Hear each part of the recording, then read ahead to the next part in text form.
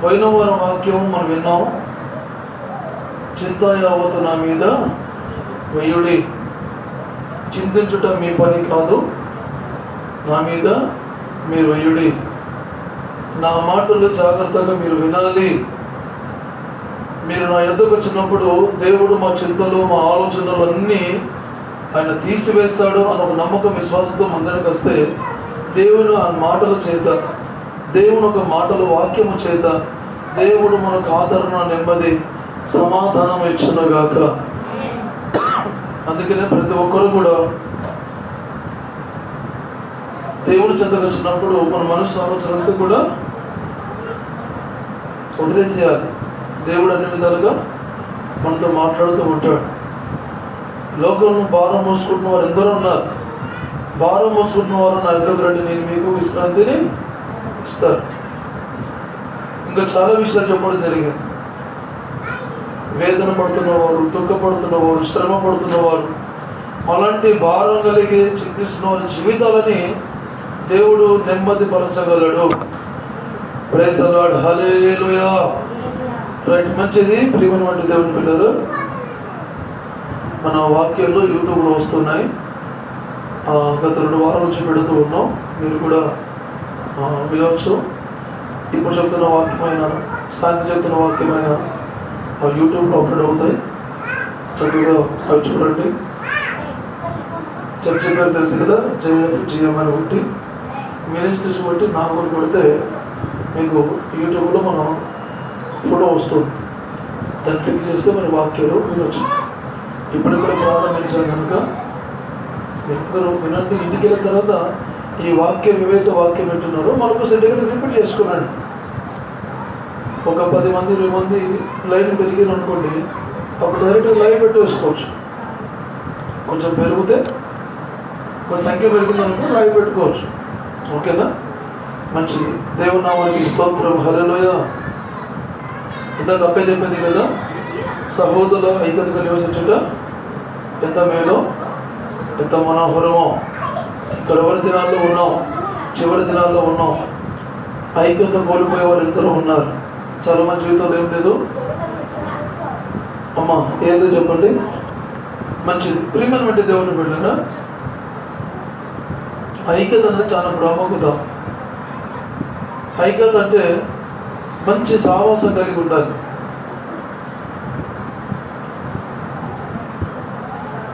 ఇప్పుడు మన చేతికి 5 ఏళ్ళు ఉన్నాయి కదా, మన చేతికి 5 ఏళ్ళు ఉన్నాయి కదా. నేను 5 ఏళ్ళతో పనిచేయను, 1 ఏళ్ళతో పనిచేస్తానంటే కాదు. ఏమో ఒక గ్లాసు నీళ్ళు తీసుకొని తాగాలన్నా ఈ 5 ఏళ్ళు ఒకతో పట్టుకుంటే నీకు ఒక ఏళ్ళకు ఇంకొక ఏళ్ళు తోడు లేకపోతే నువ్వు తాగలేవు. అమ్మా అంటున్నారా? ఒక ఏళ్ళు ఇంకొక ఏళ్ళు తోడు లేకపోతే తాగలేము. అలాగనే సంఘంలో కూడా ఐక్యత చాలా ప్రాముఖ్యత. మీరు ఐక్యత కాపాడుకున్న వారే ఉన్నారు కనుక మీరు చేరవలసిన గమ్యానికి నేను చేర్చగలను అంటాడు వాక్యం. కనుక ప్రియమైన దేవుని పిల్లరా, మనం చాలా జాగ్రత్తగా ఉండాలి. ఒక ఐక్యత కలిగి ఉండాలి. ఒక ప్రార్థన సాహసమైన ఒక సాహసం అందును అన్ని విధాలుగా ఒక ఐక్యత కలిగి ఉంటే దేవుడు మన ఆశీర్వదించదు కాక. అక్కడ ఐక్యతను చుట్టూ జీవము, సమాధానం ఉంటుంది. కనుక మనం ఒక ఐక్యత కలిగి మీరందరం ముందుకెళ్ళాలని ప్రభు యేసుక్రీస్తు నామములో మీకు అందరికీ మనవి చేస్తూ ఉన్నాను. దేవునికి స్తోత్రము కలుగును గాక. హల్లెలూయా. మంచిది. యోహాను రాసినటువంటి మొదటి పత్రిక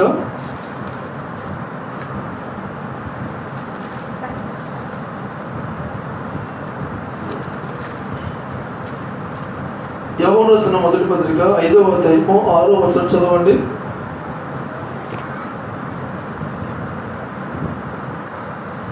నేను చదువుతున్నాను, చూడండి. నీళ్ళ ద్వారాను రక్తం ద్వారాను వచ్చిన వాడు ఈయనే, అనగా యేసుక్రీస్తు. ఈయన నీళ్ళతో మాత్రమే కాక నీళ్ళతోనూ రక్తంతోనూ వచ్చెను. ఆత్మ సత్యము గనక సాక్ష్యం ఇచ్చేవాడు ఆత్మయే. చిన్న ప్రార్థన చేద్దాం. కృపగల తండ్రి, మోహన్నతులైన ప్రభువా, నీ వందనాలు స్తోత్రములు చెల్లిస్తూ, వాక్యము ఇది మాట్లాడు దేవుడు మీరే ఉన్నారు కనుక మా అందరితో మీరు మాట్లాడండి. మాకు కావలసిన అయా ఆధ్యాత్మిక బలపడుటకు తండ్రి, మాకు కావలసిన ఆహారమును మాకు అనుగ్రహించి నీ రాకడికి సిద్ధపరచమని మనందరికీ చేతుగా అప్పగిస్తూ యేసుక్రీస్తు నామములో ప్రార్థిస్తున్నాము తండ్రి, ఆమేన్. దేవునికి స్తోత్రములు. హల్లెలూయా. ప్రియమైన వాటి దేవుని పిల్లరా, యేసుక్రీస్తు ప్రభు గురించిన సాక్ష్యం చెబుతూ ఉన్నారు యోహాను గారు. ఈ యోహాను ఎవరు అనంటే యేసుక్రీస్తు ప్రభు శిష్యుడు. ఎవరైనా యేసుక్రీస్తు ప్రభుగా శిష్యుడు. యేసు ప్రభు తన శిష్యులు వెంట పెట్టుకుని వెళ్తున్నప్పుడు ముగ్గురు ఎక్కువగా యేసు ప్రభుతో పాటు ఉన్నట్టుగా మనం చూస్తాం. కొండ దగ్గర వెళ్ళినప్పుడైనా ఏమ్మా పేతురు, యాకోబు, యోహాను ఈ ముగ్గురు ప్రభుని ఎంతగానో వెంబడించినట్టు వారు. అదంత మాత్రమే కాదు, యేసు ప్రభు ప్రేమించిన శిష్యుడు కూడా యోహాను గారే. దేవునికి స్తోత్రం. హల్లెలూయా. కనుక ప్రేమ దేవుడు అనేకులను ప్రేమిస్తూ ఉన్నాడు, అందరి శిష్యులు ప్రేమిస్తున్నాడు. కానీ ఎక్కువగా ఈ ముగ్గురు కిక్కినట్టుగా మనం చూస్తూ ఉంటాం. అంత మాత్రమే కాదు, ఈ యోహాను గారికి వాళ్ళ తల్లి నుండి మరియమ్మను కూడా అప్పగిస్తాడు. దేవునికి స్తోత్రం. హల్లెలూయా. అంత నమ్మకస్తుడిగా, ఎంతో దగ్గరగా ప్రభు రొమ్మను ఆనుకున్నటువంటి వాడిగా ఈ యోహాను గారు కనిపిస్తూ ఉంటాడు.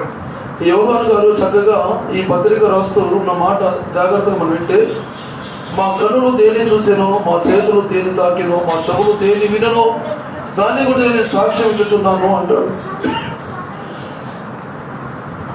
Praise the Lord. హల్లెలూయా. అంతేకానే ఉన్నారా? కొంతసేపు జాగ్రత్తగా విందాం. ప్రియమైన బట్టి దేవుని పిల్లరా, వినండి, జాగ్రత్తగా వినండి. ఇప్పుడు యోహాను గారు చెబుతున్న మాట ఏంటో సార్, రక్తము నీళ్ళు గురించి యేసు ప్రభు గురించి చెబుతూ ఉన్నాడు. మన యోహాను సువార్త 19వ అధ్యాయంలో మనం చూసినప్పుడు యేసుక్రీస్తు ప్రభు సిలువకి వేసిన తర్వాత, అమ్మ నావే చూడండి అందరూ, యేసుక్రీస్తు ప్రభుకు సిలువకి వేసిన తర్వాత ఒక సైనికుడు బెల్లముతో యేసు ప్రభు పక్కన పొడిచినప్పుడు రక్తముతో పాటు నీళ్ళు కూడా వచ్చినట్టుగా 1934లో మనం చూస్తాం. యోహాను సువార్త చూద్దాం ఒకసారి. యోహాను సువార్త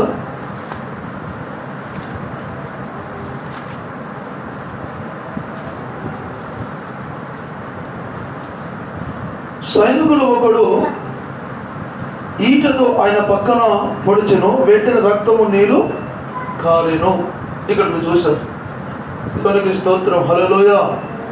ఇక్కడ ఏం కలిగిందంట, సైనికుడు బెల్లముతో పొడిచిన వెంటనే ఏమొచ్చిన రక్తము నీరు కారెను అన్నమాట మనం చదువుతున్నాం. సరే, దీని గురించి కొన్ని విషయాలు మనం మాట్లాడుకుందాం. రక్తము దేనికి సాదృశ్యం, నీళ్లు దేనికి సాదృశ్యం, రక్తము నీరు ఎందుకు వచ్చింది అనే దాని గురించి మనం కొన్ని మాట్లాడుకుందాం. దేవుడు మనతో మాట్లాడను గాక. చెబుదాం గట్టిగా. ఒకసారి మంచి మనసుతో దేవునికి స్తోత్రం చెప్తారా? 2 చేతుల పైకి ఎది గట్టిగా స్తోత్రం చెప్తారా? దేవుడు మనతో మాట్లాడినట్టుగా స్తోత్రం చెప్తామా? గట్టిగా స్వరం ఎత్తి ఆమేన్. దేవునికి స్తోత్రం. ప్రేమనుంటే దేవుని బిడ్డలారా, మరి మా కాలంలో మన పాత నిబంధనలు మనం చూసినప్పుడు, పాత నిబంధన గ్రంథంలో ఆ రోజులో ఒక మనిషి తప్పు చేసినప్పుడు, పాపం చేసినప్పుడు బలి అర్పించేవారు. ఏం చేసేవారు? బలి అర్పించేవారు. రక్తమును ఏ బలి అర్పించారో ఆ రక్తము తీసుకుపోయి ప్రోత్సహించేవారు, చల్లేవారు. ఆ చల్లినప్పుడు వాళ్ళ పాప క్షమాపణ తొలగినట్టుగా మనం చూస్తాం. అసలు రక్తం ఎందుకు చల్లాలి అంటే, రక్తంలో ఏముంటుంది? ప్రాణం ఉంటుంది. అర్థమవుతుందా? ఇప్పుడు యేసుక్రీస్తు ప్రభు వారు కూడా ఆయన ప్రాణము పెట్టాడు, ఆయన రక్తము చిందించి ఉన్నాడు. ఆయన అనేకులు బ్రతికించడానికి యేసుక్రీస్తు ప్రభు తన ప్రాణాన్ని దారు పోసాడు. ఆయన ఇప్పుడు ప్రతి ఒక్కరు బ్రతకాలంటే, ప్రతి ఒక్క మనిషి జీవింప చేయాలంటే, ప్రతి ఒక్క మనిషి జీవనంలోకి నడిపించబడాలంటే ప్రతి ఒక్కరు కూడా యేసుక్రీస్తు రక్తం చేత కడగబడాలి. ప్రతి పాపమును శాపమును తొలగింపబడాలంటే యేసుక్రీస్తు రక్తము లేకుండా ఎవరు పరిశుద్ధ పరచబడలేరు. దేవునికి స్తోత్రం. హల్లెలూయా. గొర్రె పిల్లలను ఒకరు మేక రక్తంతో కాదు, నిష్కలంకము పరిశుద్ధమైన యేసు క్రీస్తు రక్తము చేత, అమ్మ అంటున్నారా, యేసు క్రీస్తు రక్తము చేతనే మనం పరిశుద్ధంగా ఎంచబడతాం. కనుక యేసుక్రీస్తు రక్తము చాలా మంది మన జీవితాలను పాపం నుంచి విడిపించేది యేసుక్రీస్తు రక్తమే. ఆ రక్తం పరిశుద్ధమైనది. ఆ రక్తం చాలా శ్రేష్టమైనది. ఏ రక్తం అయితే నిజంగా మన మీద మనం కడగబడతామో, అదంతా మనం ఎప్పుడు శుద్ధి చేయబడతామో, మన పాపములన్నీ కూడా తొలగింపబడతాయి. దేవునికి స్తోత్రం. హల్లెలూయా. చెప్పదగండి హల్లెలూయా. ఎలాంటి పాపములు ఉన్నవారైనా, ప్రతి పాపంలో జీవితంలో జీవిస్తున్న వారందరూ ఎవరైనా, ప్రభా నువ్వే మా రక్షకుడివి, మా సొంత రక్షకుడివి అన్ని హృదయమును విశ్వసించి నోటితో ఒప్పుకున్నప్పుడు నువ్వు ఖచ్చితంగా రక్షించబడతావని దేవుని వాక్యం సెలవిస్తుంది. కనుక ఎవరైతే మానవ మనసు పొందుతారో, ఎవరైతే పాపం నుంచి విడిపించబడాలని ఆశ కలిగి ప్రభు చెంతకు వచ్చి ప్రభును మొరపెడతారో, దేవుని వేడుకుంటారో, నువ్వు కన్నీరు కలిగి ప్రభు దగ్గర నువ్వు వేడుకున్నప్పుడు దేవుడు చేసిన ప్రతి పాపం నుంచి ప్రభు విడిపిస్తాడు. కనుక ప్రియమైన దేవుడా, యేసుక్రీస్తు రక్తం మన పాపం నుంచి విడిపిస్తుంది. నువ్వు మారు మనసు పొంది బాప్తిసం పొందుకొని ప్రభు కుమారుడుగా కుమార్తెగా నువ్వు ఎంచబడదువుగాక. చెప్తారా గట్టిగా? మనసారి చెప్తారా? కనుక ప్రియమైన దేవుని పిల్లరా, యేసు రక్తము చాలా శ్రేష్టమైనది. ఇంకా రక్తం గురించి చాలా విషయాలు ఉన్నాయి. కనుక ప్రియమైన దేవుని పిల్లరా, యేసు రక్తము చాలా మన అనేకులు పాపమును విడిపించేది. యేసు రక్తము రక్తము రక్తము, యేసు రక్తము రక్తము రక్తము, అమూల్యమైన రక్తము, నిష్కలంకమైన రక్తము, అమూల్యమైన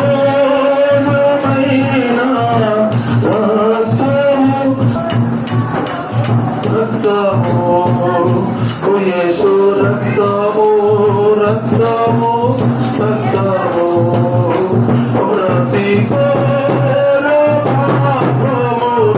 కడుగును మన యేసయ్యా రక్తము, ప్రతి పాపమును కడుగును మన యేసయ్యా రక్తము, మన శిక్ష భరించడే.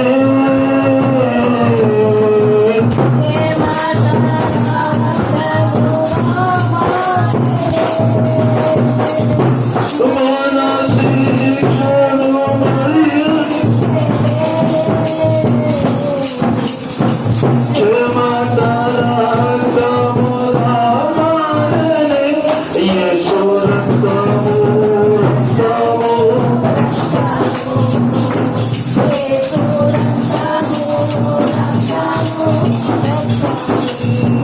శిక్షను మనకి స్తోత్రం. హల్లెలూయా.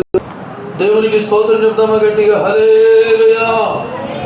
కనుక ప్రేమను బట్టి దేవుని బిడ్డలారా, ప్రతి పాపం, ప్రతి ఘోర పాపం కూడా క్షమించేది యేసు ప్రభు రక్తమే. కనుక నువ్వు ప్రభును ఉన్న ఈ కాలములో ప్రేమను దేవుని బిడ్డలారా, దేవుడికి ఇచ్చిన ఆయుష్ కాలములో, దేవుడికి ఇచ్చిన సమయంలో నువ్వు ప్రభువును ఎప్పుడైతే నిజంగా సొంత రక్షకుగా ప్రభువా అని ఎప్పుడైతే కేకలతో ప్రభువును వేడుకుంటావో, ప్రభువుని ఎట్లయితే నువ్వు అడుగుకుంటావో, దేవుడిని పక్షాన ఆయన ఏం చేస్తారంటే నేను కరుణించి నేను క్షమించి ఆయన రక్తంతో నేను పరిశుద్ధపరచునుగాక. చెప్తాం కండి హల్లెలూయా హల్లెలూయా. కనుక యేసుక్రీస్తు ప్రభు రక్తాన్ని అది పరిశుద్ధపరచబడేది. కనుక ప్రతి పాపను విడిపించేది యేసుక్రీస్తు రక్తం. కనుక ఆ రక్తంలో అనేకులు కడగబడదుగాక. చెప్తాం కండి హల్లెలూయా. అలాగే ప్రియమైన దేవుని బిడ్డలారా, రక్తంతో పాటు నీళ్లు వచ్చినట్టుగా మనం చూస్తూ ఉన్నాం. ప్రియమైన దేవుని బిడ్డలారా, నీళ్లు దేనికి గుర్తు అని అంటే మీరు జాగ్రత్తగా వినండి. మనం ఒకటి శుభ్రపరచుకోవడానికి నీళ్లు కావాలి, అవునా? దేని గురికి? శుభ్రపరచుకోవడానికి నీళ్లు కావాలి. దేవుని ఒక వాక్యం ఏమంటుందంటే, నీళ్ళు దేవుని ఒక వాక్యానికి సాదృశ్యం. రక్తంతో కడగబడి పరిశుద్ధపరచబడిన తర్వాత నువ్వు దేవుని కుమారుడుగా కుమార్తెగా మార్చబడిన తర్వాత నువ్వు ఆధ్యాత్మికంగా నువ్వు బలమును పొందాలంటే, నువ్వు ప్రభుత్వం అంటగట్టుకొని నువ్వు బలమును పొందుకుంటూ ప్రభుత్వం పాటు నడవాలంటే వాక్యం నీరు మన జీవితంలోకి అవసరమై ఉన్నది. ప్రైజ్ ది లార్డ్, హల్లెలూయా. ఏ కేవలం మన జీవితంలో వాక్యము నీరు కావాలి. వాక్యము నీరు మన జీవితంలో ఉండాలి. 2 విషయాలు చెప్తా, జాగ్రత్త వినండి. మొట్టమొదటిగా ఈ వాక్యము చేత నువ్వు ఏం కావాలంటే బలమును పొందుకోవాలి. దేవుని వాక్యం తీసుకుని ఏం చేయాలి చెప్పాలా? ఏం తీసుకోవాలా? బలమును పొందుకోవాలి. దేవుని వాక్యం ఆధారం చేసుకొని దేవుని వాక్యంతో నువ్వు నడుచుకోవాలి. దేవుని ఒక వాక్యం నేను బ్రతికింపచేస్తుంది. దేవుని ఒక వాక్యం నేను నడిపింపచేస్తుంది. ఆయన వాక్యం మన పాదములకు దీపమై ఉన్నది. అంటే అంధకారంలో చీకటి ఈ లోకంలో నువ్వు ప్రయాణం చేస్తున్నప్పుడు, నిజం ఈ లోకం ఒక చీకటి, ఈ లోకంలో నీవు ప్రయాణం చేస్తున్నప్పుడు నీకు దేవుని ఒక వాక్యం ఆధారము కావాలి. ఒక వృద్ధాపన ఉన్నవంటి ముసలి వాళ్ళకి, పెద్దవాళ్ళకి ఒక కర్ర అవసరమై ఉన్నట్టుగా మన జీవితంలో మనకు దేవుని ఒక వాక్యము ఆధారము కావాలి. దేవుని యొక్క వాక్యమే ఆధారము చేసుకోవాలి. ప్రభా, ఈ లోకములో నేను ఎలా జీవించాలో, ఈ లోకములో ఎలా బ్రతకాలో, ఈ లోకములో ఎలా నడవాలో ప్రభా నాకు తెలియదు కనుక నీ వాక్యమే నాకు ఆధారం. నీ వాక్యానుసారంగా జీవించుటకు, నీ వాక్యానుసారంగా నడుటకు నీ దేవుని యొక్క వాక్యాన్ని మనము తీసుకోవాలి. దేవునికి స్తోత్రము కలుగును గాక. హల్లెలూయా. ఏం కావాలి? వాక్యం చేసుకోవాలి. ప్రియమైన దేవుని బిడ్డలారా, నేను అదే చెప్తూ ఉన్నాను. దేవుని వాక్యం మనకు ఫలాన్నిస్తుంది. ఒక మాట చెప్తే వినండి. విత్తనానికి నీళ్లు లేకపోతే విత్తనం ఫలిస్తుందా? ఏమా ఫలిస్తుందా? ఒక విత్తనం ఫలించాలంటే దానికి ఏం కావాలా? నీరు కావాలి. నీరు లేకపోతే విత్తనము లేచదు. ఒక మొక్క ఫలించాలన్నా, ఒక పంట రావాలన్నా దానికి ఏం కావాలి? నీరు ఖచ్చితంగా కావాల్సిందే. ఒకవేళ నీరు పడకపోతే ఆ విత్తనం ఏమైపోతుంది? చచ్చిపోతుంది. ఒక మొక్కకు నీరు పడకపోతే ఏమవుతుంది? మొక్క ఎండిపోతుంది. నువ్వు ఏ మొక్క చూసుకున్నా కూడా ఖచ్చితంగా నీరు ఖచ్చితంగా అవసరమై ఉన్నది. నేను అంటున్నాను ప్రియమైన దేవుని బిడ్డలారా, మనం కూడా బ్రతకాలన్నా, మనం ఎదగాలన్నా, మనం ఆస్వాదించబడాలన్నా, మనం దీవించబడాలన్నా మనకు దేవుని ఒక వాక్యం కంపల్సరీ అవసరమై ఉన్నది. చెబుదాం గట్టి హల్లెలూయా. చెబుదాం గట్టి హల్లెలూయా. ఒక చాప బ్రతకడానికి నీళ్ళు ఎంత అవసరమో, ఒక చెట్టు బ్రతకడానికి నీళ్ళు ఎంత అవసరమో, ఒక క్రైస్తవులు బ్రతకడానికి కూడా నీళ్ళు అవసరమై ఉన్నది. అదే వాక్యం నీళ్ళు మనం తీసుకున్నావుగాక. చెబుదాం గట్టిగా, చెబుదాం గట్టి హల్లెలూయా. అందుకే దేవుని ఒక వాక్యము చాలా శ్రేష్టమైనది. ఆ వాక్యం మనం ఆధారం చేసుకోవాలి. ఆ వాక్యం మన జీవితంలో కావాలి. అందుకే నీ వాక్యం నన్ను బ్రతికిస్తుంది. బాధల్లో నెమ్మది,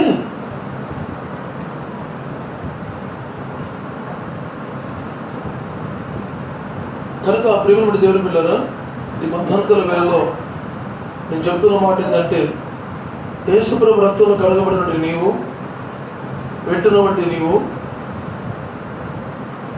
బాప్తిసం పొందిన తర్వాత అయిపోయిందని అనుకోకూడదు. బాప్తిసం పొందిన తర్వాత నువ్వు ప్రభుతో పాటు అంటుకట్టుకొని దేవుని వాక్యాన్ని వింటూ ఎదుగుతూ ఉంటావు గాక. ప్రతిరోజు వాక్యం వినాలి. దేవుని ఒక వాక్యం ప్రతిరోజు మనం వినాలి. వాక్యం చాలా శ్రేష్టం. విన్నదాన్ని హృదయంలో పెట్టుకోవాలి, మనం ధ్యానించాలి. అందుకే నన్ను విశ్వసించిన వారు, ఒక మాట చూద్దాం. యోహాను సువార్తలో ఒక మాట చూద్దాం. యోహాను సువార్త 7వ అధ్యాయము 38వ వచనంలో ఏమని రాయబడిందంటే, నా యందు విశ్వసించువాడు ఎవడో లేఖము చెప్పినట్లు వారి కడుపులో నుండి జీవ జల నది పారును. ఏం పారునంట? జీవ జల నది పారును. అంటే నీళ్ళు ఏ నీళ్ళంటివి? జీవం కలిగినటువంటి నీళ్ళు. దేవుని వాక్యం ఏంటిది? సజీవమైనటువంటి వాక్యం. ఏమో దేవుని వాక్యం ఏంటిది? చచ్చిపోయిందా బ్రతికిందా? వాక్యం బ్రతికి ఉన్నది, సజీవమైనది. ప్రకటన మన ఎబ్రీ పత్రిక 4:12లో సజీవమైనది దేవుని వాక్యం ఎలాంటిదంట? సజీవమైనది. దేవుని ఒక వాక్యం సజీవమైనది, అది బ్రతికి ఉన్నది, అనేకులు బ్రతికింప చేసేది దేవుని ఒక వాక్యం. అయితే నా యందు విశ్వసించిన వాడు ఎవడో, వినండి, వాడెవడు లేఖనం చెప్పినట్టు మన కడుపులో నుండి జీవజల నదులు పారును. అంటే మా వాక్యం అనే నీరు మనలో నుండి పారునంట. దేవునికి స్తోత్రం చెప్తారు గట్టిగా. అంటే మనలో ఏమవుతుందంటే జీవన నది పారుతుంది మన జీవితంలో. అంటే మన కడుపులో దేవుని యొక్క, మన హృదయంలో దేవుని యొక్క వాక్యాన్ని మనం పెట్టుకొని ధ్యానిస్తున్నప్పుడు మన లోపలంతా ఏం తిరుగుతుందంట? దేవుని యొక్క వాక్యం మనలో కిందికి మీదికి పై కిందికి పారుతూ ఉంది. మన పారుతున్న ఆ వాక్యం తెలుసా, మన పాపం నుంచి విడిపిస్తుంది, ఇంకా మన శుభ్రపరుస్తుంది. మన లోపడున్న అవయవాలు, పాపంలో కూడా పడిపోతున్న అవయవాలు కూడా వాక్యం చేత సరి చేయబడతాం. మనలో పారాలి దేవుని యొక్క వాక్యం. ఏం కావాలి మనలో? చెప్పండి పని పారాలా లేదా? వాక్యం మనలో ఉండాలా లేదా? ఎవరు విశ్వసిస్తాడో వాళ్ళలోని జీవనది పారుతుంది. జీవనది అంటే మనలో అది పారును గాక. జీవనదిని నా హృదయములో. ఎక్కడ పారాలంట? జీవనది నా హృదయములో ప్రవలింప చెయ్యమయ్యా. అప్పుడు ప్రవలింప చేస్తే ఏమవుతుంది? శరీర క్రియలన్నీ నాలో నశింప. అంటే శరీర సంబంధమైన క్రియలు నాలో ఏం కావాలంట? ఏం కావాలి చెప్పండి? నశింప చేయాలంటే అవి చచ్చిపోవాలి. నీ వాక్యము నాలో బ్రతకాలి, శరీర క్రియలన్నీ చచ్చిపోవాలి. అంటే ఎప్పుడైతుంది అవన్నీ అంటే దేవుని యొక్క వాక్యాన్ని నూతనను పెట్టుకొని ధ్యానిస్తున్నప్పుడు అవి నీలో జీవజల నది పారునుగాక.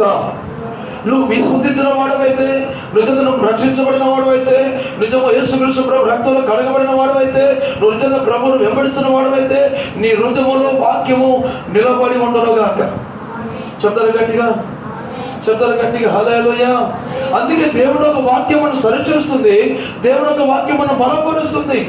అంటే నీళ్ళు శుభ్రపరుస్తుంది, మురికిని తీసివేస్తుంది, పాపమును తీసివేస్తుంది, అంతకున్న వాటిని తొలగించి నిన్ను బలపరిచి నేనున్నాను నడిపిస్తుంది. దేవునికి స్తోత్రం. చెప్తారు గట్టిగా, చెప్పడం గట్టిగా మనసారా. కనుక ప్రియమైన దేవుని పిల్లల, ఈ మధ్యకాల వేళలో వింటున్నటువంటి నీవు నీ హృదయంలో దేవుని యొక్క వాక్యం ఉన్నదా? మన హృదయంలో దేవుని యొక్క వాక్యము మనలో ఉంటుందా? దేవుని యొక్క వాక్యం మన జీవితంలో, మన హృదయంలో ఉంటే దేవుడు నిశ్చయముగా మనల్ని బలపరిచి నడిపించునుగాక. కనుక ప్రియమైన దేవుని పిల్లరా, మనలో అవి పారునుగాక. మనలో ఏం కావాలా? పారాలి. కనుక ఈ మధ్యకాల వేళలో మన జీవితంలో దేవుని వాక్యమును ఆధారము చేసుకున్నాము కనుక. అందుకే దావీదు అంటాడు, నా హృదయమును విశాలపరచము, నీ ఉపదేశము నాలో ఉంచుకోవడానికి అంటాడు ఆయన. దేవునికి స్తోత్రం. హల్లెలూయా. నా హృదయం ఏం చేయమంటున్నాయినా? విశాలపరచు. ఎబేసి ప్రార్థన చేస్తాడు, నా సరిహద్దులను విశాలపరచును, ఆయన ఆస్వాదించని అడుగుతాడు. అలాగే దావీదు అంటాడు, నా హృదయమును విశాలపరచము, నేను నీ వాక్యమును ఉంచుకోవడానికి అంటాడు. మనం ఏం ఉంచుకుంటాం? ఇండ్లలో భద్రత దేని పరుస్తాం? బీరువాలను కదా, ఏవో ఉంచుకుంటాం. బంగారం ఉంచుకుంటాం, వెండి ఉంచుకుంటాం. ఆ బంగారం వెండిని ఉంచుకోవడం వలన దేవుని రాజును చేర్చబడలేవు. దేవుని ఒక వాక్యాన్ని నీ హృదయం ఉంచుకుంటే దాన్ని బట్టి నువ్వు చేర్చబడతావు. చెప్పండి గట్టిగా. ఏముంచుకుంటే? బంగారం ఆస్తి మీద మనసు పెట్టి ఆలోచన పెట్టి అదే ఉంచుకున్నారు అనుకోండి, పరలోక రాజాన్ని చేరలేవు. ఏముంచుకోవాలి మన హృదయంలో? దేవుని యొక్క వాక్యాన్ని ఉంచుకోవాలి. ఎప్పుడు దేవుని యొక్క వాక్యాన్ని మన హృదయంలో మనం ఉంచుకుంటామో మనం ఎలా ఉంటామంట? బలపరచబడతాం, నడిపించబడతాం.